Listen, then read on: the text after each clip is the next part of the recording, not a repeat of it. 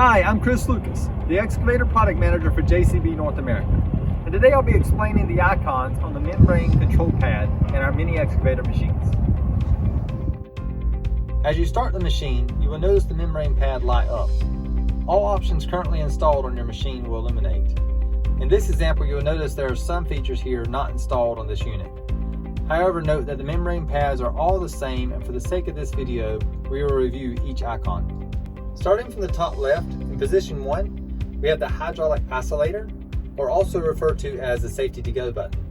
This is used when starting the machine or at any time you need to isolate controls.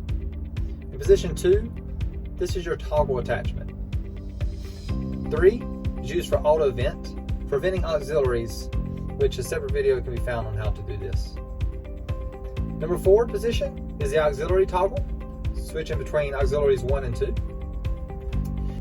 Position 5, you'll see the lift overload icon. Press this once to show the overload is active, and 2 to show the overload information.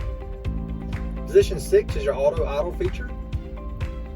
Number 7 is the work lights. Press once for front lights, and 2 to include the rear lights. 8 is your beacon toggle.